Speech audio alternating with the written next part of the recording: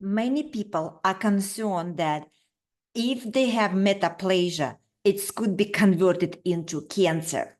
And they ask me all the time, what supplement I can take to prevent that? And the answer is butyric acid. You will understand in a second why, and I will also say 2 words about how much you should take and why.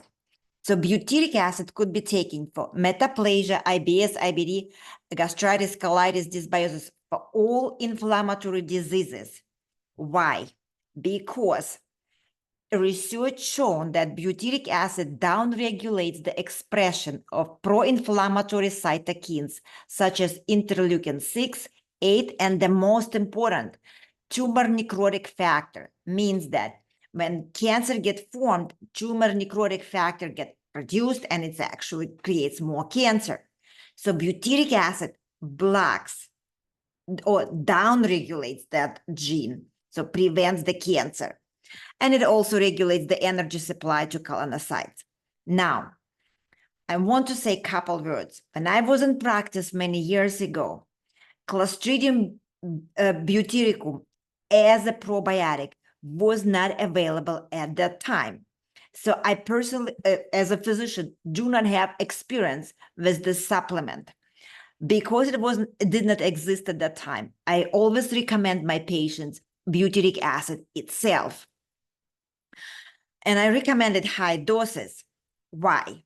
Because the label on butyric acid recommends to take 300 milligrams.